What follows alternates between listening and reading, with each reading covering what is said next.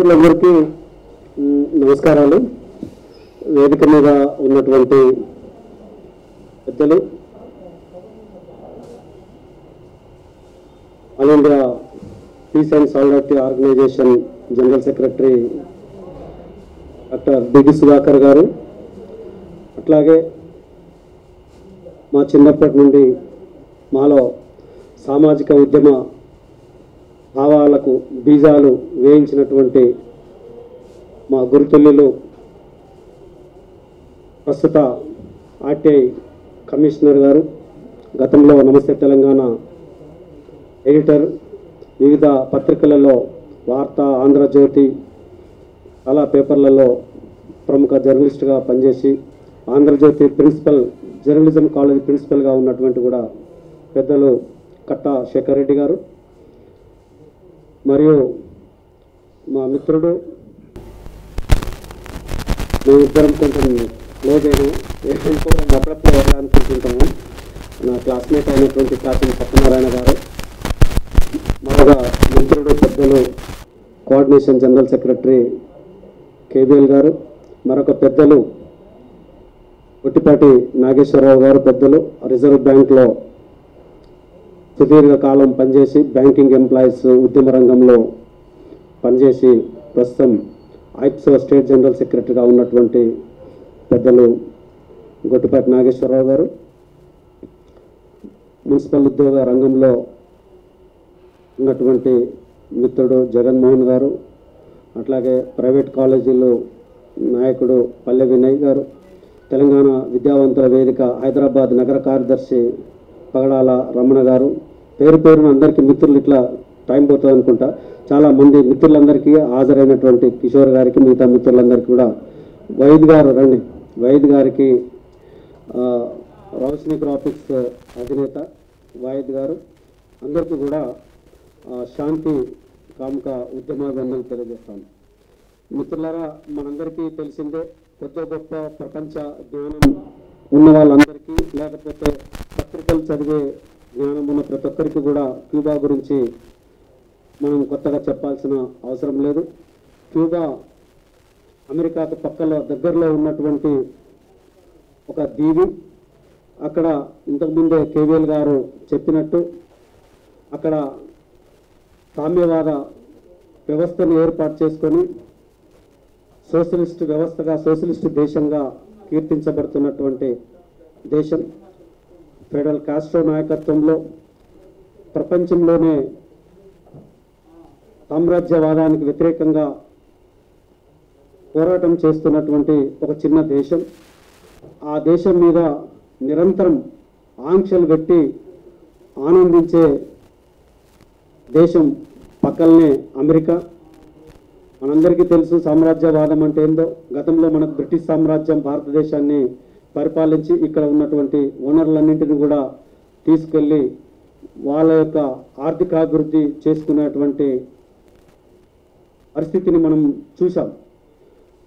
సూర్యుడు అస్తమించని సామ్రాజ్యవాదంగా బ్రిటిష్ దేశం ఒకప్పుడు ఎలాగా ప్రపంచాన్ని మరి స్వాధీనంలోకి తీసుకున్నదో, ప్రస్తుతం అమెరికా సామ్రాజ్యవాదం కూడా అదే రకంగా వనరులు ఎక్కువగా ఉన్నటువంటి దేశాలలో, బలహీనంగా ఉన్నటువంటి దేశాల్లో, సామాజికంగా అభివృద్ధి చెందని దేశాల మీద ఆధిపత్యం చెలాయించి ఈరోజు తన యొక్క విస్తీర్ణతని, తన యొక్క ఆశయాలని నెరవేర్చుకుంటున్నటువంటి సందర్భాన్ని చూస్తా ఉన్నాం.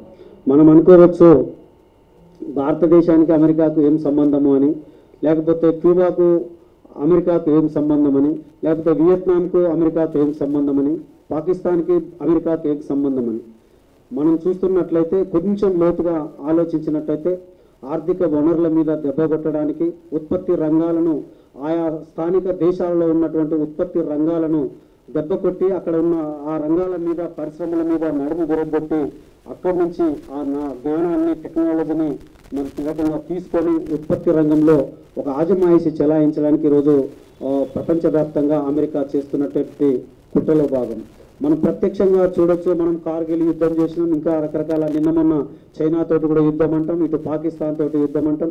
రామచంద్రారెడ్డి గారు రండి, ఐప్సో రాష్ట్ర నాయకులు, సిపిఎం నాయకులు రామచంద్రారెడ్డి గారు, ప్రముఖ న్యాయవాది కూడా, హైకోర్టు న్యాయవాది గారు.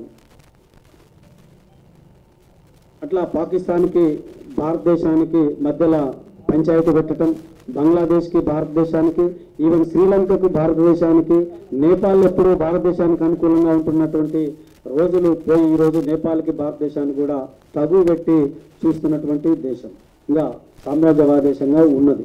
అయితే వాళ్ళు ట్రేడింగ్ సిస్టంలో నిష్ణాతులు. మనందరికీ తెలిసిందే, అమెరికాలో ఏ వస్తువు కూడా తయారు కాదు. ఎక్కడైనా కూడా వాళ్ళు మనం పీస్ వర్క్ లాగా ఎట్లా ఇస్తారు, మన దగ్గర ఉషా ప్యాంట్లు ఉంటాయి, ఉషా ప్యాంట్లు ఎక్కడైనా వాడి కంపెనీ ఉందా? లేదు. రెక్కలు ఒక దగ్గర తెచ్చుకుంటాడు, బేరింగ్లు ఒక దగ్గర తెచ్చుకుంటారు, ఇవన్నీ అసెంబ్లింగ్ చేసుకుంటారు, చేసి తన బ్రాండ్ వేసుకొని ఎట్లయితే అమ్ముకుంటున్నారో అదే రకంగా ఈరోజు ప్రపంచంలో అక్కడక్కడి నుంచి తీసుకున్నటువంటి తయారీ చేసుకున్నటువంటి వస్తువులను సమీకరించుకొని ప్రపంచవ్యాప్తంగా ట్రేడింగ్ చేస్తున్నటువంటి అమెరికాని మనము ఈరోజు చూడొచ్చు. మన దగ్గర ఉన్న ముడి సరుకులే తీసుకొని మన దగ్గరే ఉన్నటువంటి వస్తువులను పవర్ని, మ్యాన్ పవర్ని అన్నిటిని వాడుకొని వాళ్ళ స్టాంప్ వేసుకొని అది మళ్ళీ మన మీదనే అమ్మి వాటి యొక్క లాభాలను మాత్రం వాళ్ళు గడించి అన్నటువంటి చూస్తూ ఉన్నాం. అట్లా యుద్ధంలో పాకిస్తాన్కి తుపాకులు అమ్మేస్తారు, వాళ్ళే అమ్ముతారు, భారతదేశానికి వాళ్ళే అమ్ముతారు, బంగ్లాదేశ్కు వాళ్ళే అమ్ముతారు, చుట్టూ ఉన్న వాళ్ళకు అమ్ముతారు. ఆ ఆయుధాలతో మనం కొట్టుకొని సాగాల్సిన పరిస్థితి. అందుకనే ఐప్సో, ఆల్ ఇండియా పీస్ మరి సాలిడారిటీ ఆర్గనైజేషన్ ఈరోజు అణ్వాయుధాలు వద్దు, ఈ యుద్ధాలు వద్దు, యుద్ధ తంత్రాలు వద్దు, ఈ తుపాకులు వద్దు, ఈ తుపాకులకు పెట్టినటువంటి డబ్బులు అన్న వస్త్రాలకు పెడితే, భూమి మీద పెడితే, పంటల మీద పెడితే, పరిశ్రమల మీద పెడితే నిరుద్యోగ సమస్య అవుతుంది. ఇక్కడ ఉన్న ప్రజలకు, యువతకి మరి ఉద్యోగ అవకాశాలు, ఉపాధి అవకాశాలు కూడా దొరుకుతాయి. కాబట్టి ఆ పెట్టుబడి ప్రపంచంలో ఈరోజు చాలా సొమ్ముని 10-20% సంపాదన, జాతీయ సంపదని ఈ యుద్ధం కొరకు, తుపాకుల కొరకు మరి ఖర్చు పెడుతున్నటువంటి మరి పరిస్థితిని కూడా మనము చూస్తూ ఉన్నాం.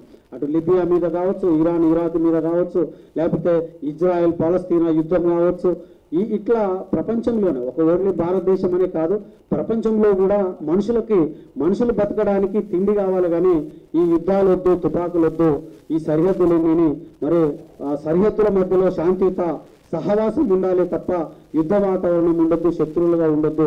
ఒక మనిషిని ప్రేమించుకోవాలి, ఒక మనిషిని ఆత్మీయంగా కౌగిలించుకోవడానికి జీవన విధానం కావాలి తప్ప మరి కొట్టుకొని చంపుకోవడానికి ఉండకూడదు అని all India peace and solidarity organisation ఉద్యమిస్తుంది భారతదేశంలో. అట్లాగే తెలంగాణ రాష్ట్రంలో దేశంలో ఉన్నటువంటి అన్ని కమిటీల కంటే, అన్ని రాష్ట్రాల కంటే ఒక యాక్టివ్గా ముందుగా ఉండి పనిచేస్తున్నటువంటి తెలంగాణ రాష్ట్ర కమిటీకి ఈ సందర్భంగా అభినందనలు తెలియజేస్తా ఉన్నాం. ఇంకా వివరాలు కూడా మరి చాలా మంది పెద్దలు, నిష్ణాతులైనటువంటి మరి ఇద్దరు పెద్దవాళ్ళు ఉన్నారు, డాక్టర్ సుధాకర్ గారు, కట్టా శేఖర్ రెడ్డి అన్న గారు ఉన్నారు. వాళ్ళిద్దరు చెప్పే మాటలను కూడా, వారి యొక్క జ్ఞానాన్ని కూడా మనము పొందాల్సిన అవసరం ఉంది. వారి యొక్క నాలెడ్జ్ని మనము స్వీకరించి మరి సమాజానికి మనందరము ఉద్యమంలో, ఒక సామ్యవాద ఉద్యమంలో, ఒక మంచి శాంతియుత జీవనానికి సంబంధించిన సమాజాన్ని మరి నెరవేర్చుకోవడం వరకు, సాధించుకోవడం వరకు జరిగే ఈ ఉద్యమాలలో, శాంతియుత ఉద్యమాలలో భాగస్వాములు అందరము కావాలని ఈ సందర్భంగా కోరుతూ, నాకు ఈ అవకాశం ఇచ్చినటువంటి మిత్రులు, సభాధ్యక్షులు అయినటువంటి మిత్రుడు కాచం సత్యనారాయణ గారికి ప్రత్యేక ధన్యవాదాలు తెలియజేస్తా ఉన్నాను. Thank you.